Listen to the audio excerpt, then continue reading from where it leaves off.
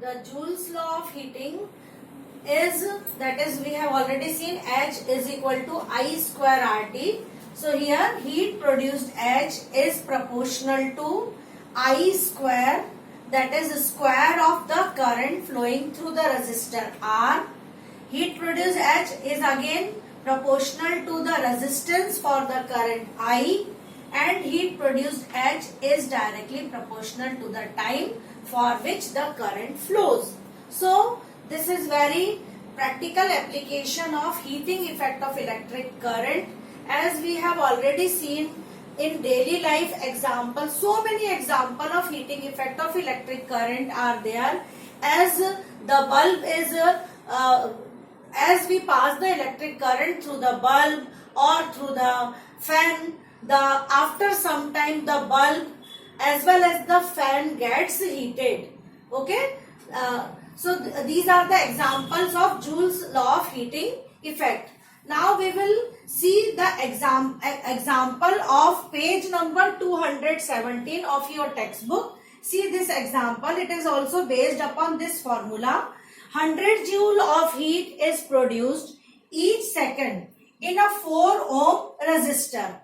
Then find the potential difference across the resistor. So how we can calculate the potential difference? First of all, we are knowing that potential difference V is equal to IR by Ohm's law. But for calculating the potential difference, we need two things, that is current as well as the resistance. Resistance is already given, that is 4 ohm. So for calculating the current, we will use this Joule's law of heating, that is H is equal to I square RT. And I square will be equal to what? That is I square will be equal to H upon RT. We have to calculate I. So I will be equal to under root of H upon RT. We will put the all the values, that is H is equal to 100 joule and R is equal to 4 ohm and time is given 1 second. By putting all these values, we will get the current is equal to 5 ampere. And now we can easily calculate the potential difference across the resistor R, that is V is equal to IR. By putting both the values, we have already calculated the current, that is I is equal to 5 ampere and the resistance is given here 4 ohm. So the potential difference across the resistor will be equal to 20 volt. Now we will see the in-text question.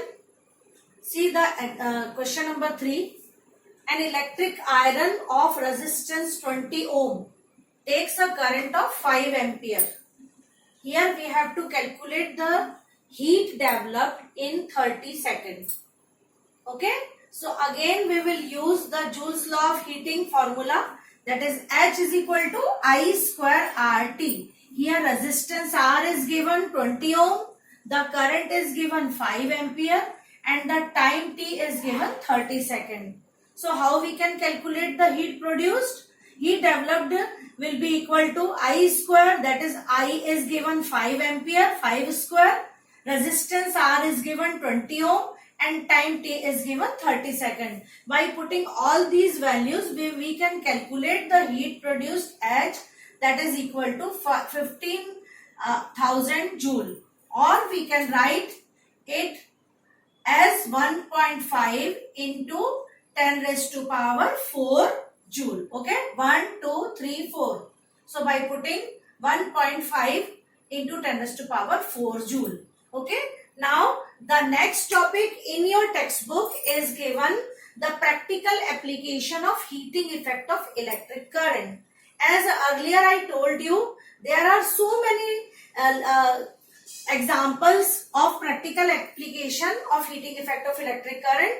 Here some of the example, they are in daily life we are already using the electric iron, electric press, electric toaster, electric oven, as electric kettle, etc., etc. Okay, and the two examples we will discuss here in detail. One example is of electric bulb, and other example we will discuss about electric fuse. First example we will discuss about the electric bulb. Actually, in electric bulb, a tungsten wire is used. Why the tungsten wire is used? Because the tungsten wire is a very strong metal and the melting point of this wire is very high, that is equal to 3380 degree Celsius.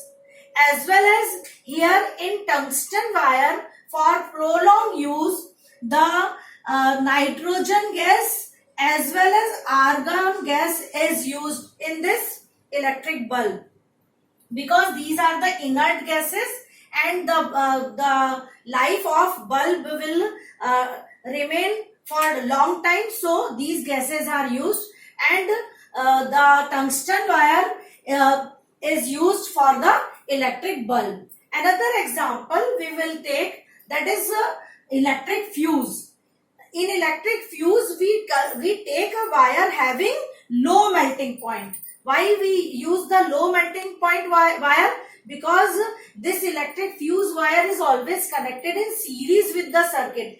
As the large current or the current will exceed with the by a certain limit, then because of low melting point of this fuse wire, the fuse wire will get melted, and due to the melting, the entire electric equipments that we are connecting in our home, they get prevented.